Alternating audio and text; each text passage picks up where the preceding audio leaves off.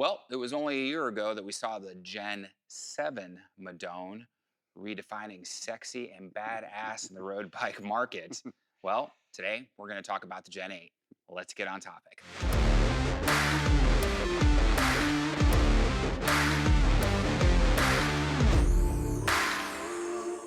Hey everybody, it's Thomas with Get Out Arizona, and you're watching another great episode of Bicycle Showcase here on Toolbox Topic. And I'm joined once again with my co-host Brandon Van Leuven. Brandon, how the hell are you? I'm doing pretty good. Nice. You have a good weekend? Yeah, Yeah. I pretty much just stayed inside. Stayed inside?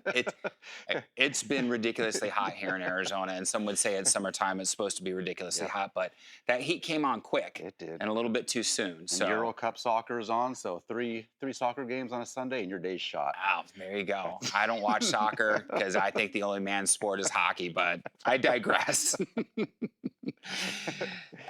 Yes, and once again, we're coming from the Trek Bicycle Stores of West Phoenix in Goodyear, Arizona, because it's where the cool kids hang out, huh? This guy and all his teammates and me. The cool guys like to watch football. Only Americans don't call it get soccer. me started. Don't get me started. Well, as I alluded to in our intro, it was a year ago. We were here doing, just about a year ago, we were doing the same thing. We were talking about the Gen 7 Madone, new aerodynamic style. It was a gorgeous bike. And even as we were recording that video, Road Biking magazine, a couple bike magazines, a couple reviewers on YouTube, we're talking about just the ridiculousness of that Gen 7 Madone. Super sexy, super lightweight, especially the SLR series bikes, which were like a pound less than the SLs. But now here we are with the Gen 8. They've already changed it up. They've already Go they did figure. not rest on their laurels, I guess. Yeah. That's a saying. At least you didn't buy the old MacBook Pro just to find out a week later it was obsolete. So I still like the way the Gen 7 looked a little bit better. Okay. It just looked a little more in your face, a little more aggressive to me. It was. Than this one. But I see what they're trying to do here. And let's get started. Let's jump right in. Now this, and I saw the red and I thought, ooh, SLR, you know? Yeah. But it's not. This is the SL7. This is the SL7. So this comes with Shimano Di2 Ultegra. Nicely done. Getting better at it. Good. Okay, which does not have a battery back here like SRAM does. They have a centralized battery, which is accessed here at the bottom. Actually, fairly easy to access. It's not bad. But your shifters are wireless. Correct. As far as that goes. So there's the inherent difference, because I used to always be confused as far as that goes.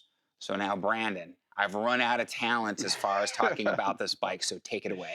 So some people watching this video are going to be disappointed. The Amonda in carbon fiber no longer exists.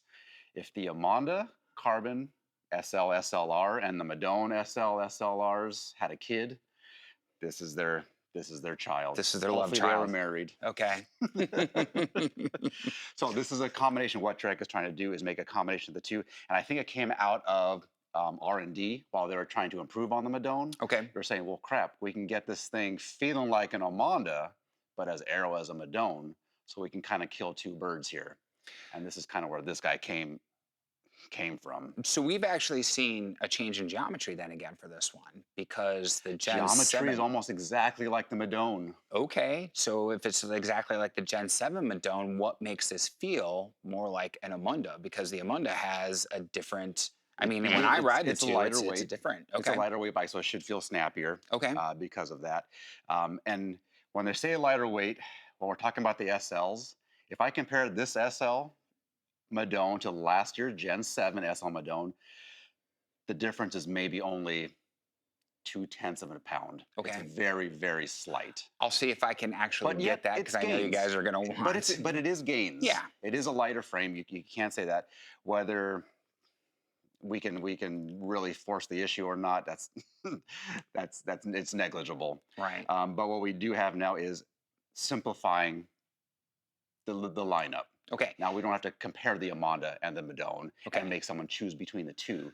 You can get almost the best of both worlds. So I understand correctly, then we have Domane, carbon and aluminum. Still. we have Amanda, which is just now Just aluminum now. which I'm going to link that video up top because we did talk about it For Gen 8. for Gen 8. And then we go to the Madone, which is just carbon. Just carbon. Okay, there you have it. So definitely the bourgeoisie. So we're looking at this, how they're achieving. I thought this was fairly interesting. How they're achieving the same aerodynamics for the lightweight. As you can tell, if you remember Gen 7, man, it had some really those camtail shapes. Yep. Which I thought were super cool. I thought it was really good looking bike. This no longer has that camtail shape. See, now I got to see if Brandon can get me a deal on a Gen 7 Madone. This is my time to strike right here, guys. We'll see what we can do. Okay. So instead, they're kind of thinking of this bike as a totally one piece of one airfoil. Instead of finding the individual parts and seeing how aerodynamic they can make it, they take the entire bike, excluding probably the handlebar, and seeing how they can make it aerodynamic. So if you were to take a top view of this bike and draw a line from bumper to bumper, from one end of from one tip of the wheel to the other, you'll see that it makes a perfect shape airfoil. So they're including the whole bike. And now talking about that, this is the SL, so it does not come with the water bottles. Right. The proprietary water bottles that come with the SLR and can be added to the SL actually make that bike more aerodynamic. They enhance the shape of that airfoil. It's almost like skirting, in a way. Like what you see on the semis and everything like that. They have the skirting, so it's similar to that. Yep, absolutely. Almost like what you'd see on the time trial bike, with everything just kind of. Right. So, all right. Exactly. So they've put a lot of thought into this. I'm always amazed. You know, we get the little briefing videos ahead of time, and this is what makes me proud to kind of sell Treks. They put so much R&D into this stuff, and they make a nice bike. They're getting more expensive, and the gains are, again, they're getting minimal. We're talking ounces, not pounds now. Right. Ounces. Right. And unless you go to the SLR. The SLR is almost a pound lighter. It's almost a pound lighter, but it's also, I'll have that comparison, $2,500 more than this. $2,500 more for That's one pound. That's a $9,000 bike. Right. For 1 pound. And so this one is $6,500, which I think for what it is very reasonable. And we'll go over, spec'd out more components and stuff like that. But I want to bring something up to you guys really quick. Now in the comments, a lot of everybody like, oh, Trek, you're so expensive. And sometimes, dogging on us for saying, hey, it's a reasonably priced bike at $1,500 or $2,000. All things being equal, yes, those are reasonably priced bikes these days. And for companies like Specialized, Trek, who dump so much money into R&D to give the product that you see before you, that cost has to get put somewhere. It does. Okay. And this is just like in the camera world, we see this with people complaining, oh man, they're pricing out just the, consumers or that average hobbyist photographer and everything like that. We expect so much, okay, and we don't want to pay anything for it, and that's wrong, guys. You have to stop to think about what goes into manufacturing, a creation like this, an automobile, a new camera, a new mirrorless camera, and keep that in mind. This bike isn't made for everybody. This isn't for the casual rider, okay? And if you are the casual rider with $6,500 and you want to buy this bike, God bless. We're not going to be the dream killer. But there's other bikes for you for half the cost, and more, that could be better suited for you. So just kind of keep that in mind. Yes, they are expensive. We are not denying that, okay? But at the end of the day, what goes into something like this, I agree, versus an entry-level bike, and versus a bike from some of the other companies, which I'm not going to throw shade at because they make a good quality bike too. It's just not a freaking Madone, okay? Let's be honest with ourselves as far as that goes. So, all right, I just wanted to interject that because we've seen some not quite heated exchange. I'll give you guys credit. Almost all of you have been very respectful to one another and to us in the comment section, so thank you very much. But I just wanted to bring that up for people to kind of keep that in mind. Yep, absolutely. And while we're talking about the price, so let's talk about the range of this thing. The Madone can fit quite a few budgets here. It's, again, not cheap, but we're starting off at the SL5 at $3,500. Right, and that is a carbon frame. The SLR9 Project 1 can top out at $17,000 if you want. If you have the means, I highly recommend it. It's a choice. It's so choice. If you have the means, I highly recommend picking one up. But that's almost not in my lifetime, that's guys. almost a moral dilemma. Yeah. it's, Yeah. it's almost a crime against humanity. But Pretty much again, at that point. some people have different lives than I do. Yeah. And what they spend their money on. That person can Yeah. be driving a Kia, Mhm. a $14,000 Kia, but they want the $12,000 Yep. Just Madone. some people out there make so much money. Yeah, and they don't know what I to don't do know with how. it. I don't know how. I Again, got I got it's to be not lower. us. I think I'm lower middle class at the best. Lower middle class. I'm And still a knuckle dragger. I I don't may even own a know. house, my truck, and everything Maybe I'm like low that. class. I So don't even know what the we what probably the are. I don't know spreads what the are. classes are. If you guys know what the classes are, comment down below. Okay, we're getting off track, and people are gonna go, "Come on, guys, you're doing so good." I know. So do you want to go from front to back on this thing now? Let's go from front to back really Okay. quick, so this way everybody sees or understands Okay. what they're getting, and then we'll get these guys out of here. So when we're talking about this bike, we're going to talk about the parts, and you're going to think, well, maybe these parts are interchangeable. Yes, you can change this out here and there. This is a bike that I would leave alone. Don't mess with it. They've already done so much It was into built to be making. one cohesive unit. It is. So buy the one that's going If to you're be looking at for this you. bike, like, oh, I want to put zip wheels on it, or I want to put NV wheels on it. Don't mess with it. Don't mess with this bike. Leave it as it is. Again, you can. What is that? Don't poke the bear from Madagascar. Something like Don't that. poke the bear, Marty. Sorry. Exactly. Okay.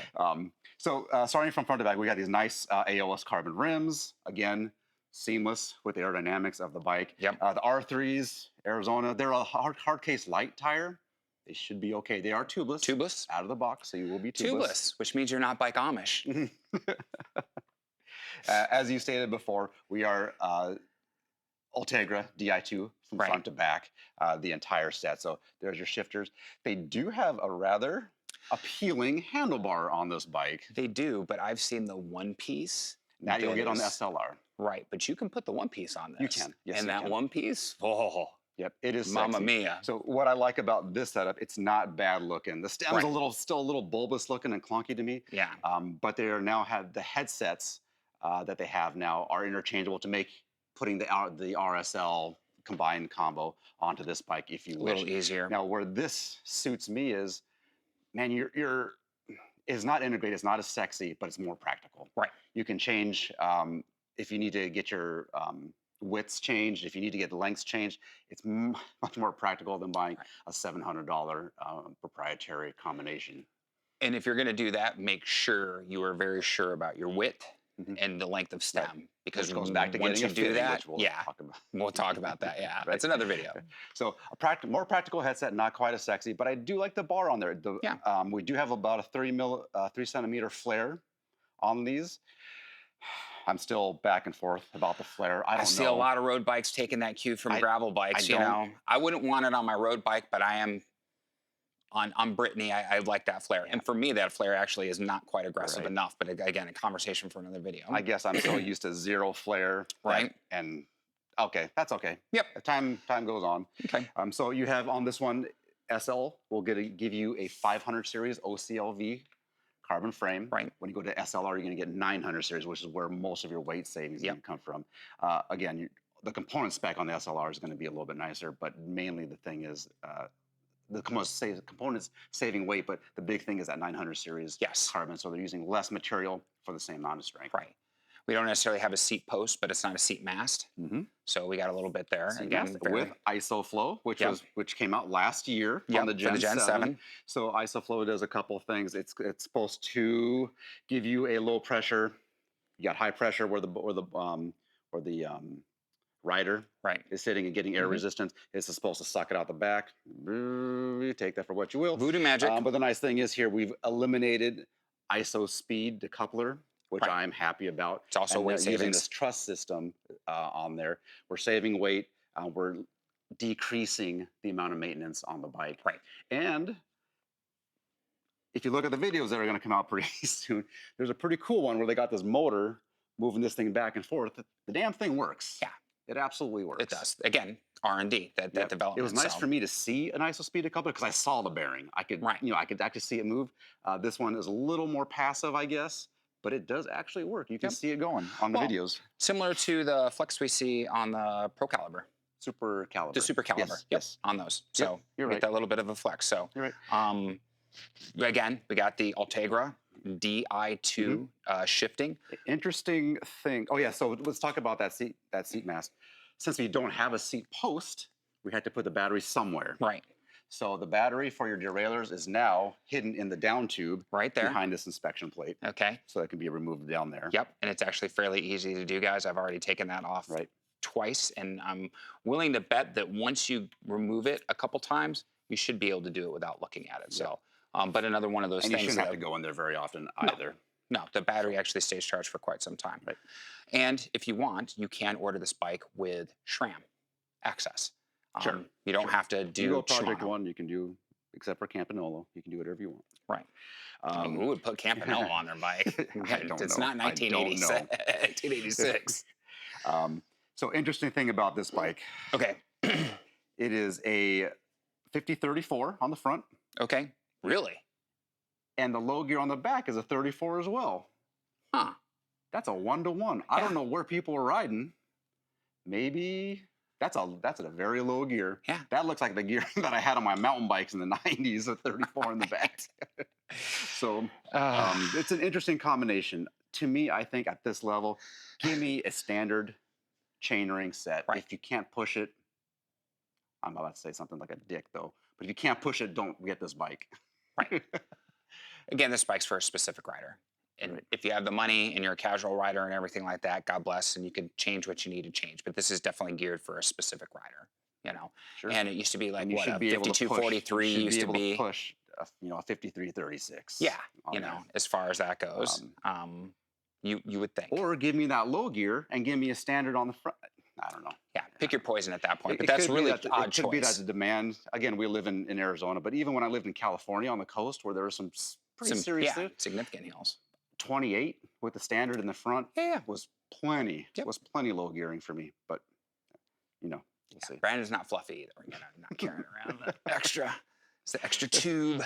So they do have some new through axles. For this version. Yeah, they're fine. Nothing much to write home about. That's about it. Let's talk about the sizing. They have changed the sizing. This is a large. There used to be 8 sizes available. Right. Now there are 6. Okay. So they've overlapped. If you look at the extra small, it's going to go from a 47, people that ride 47 and smaller.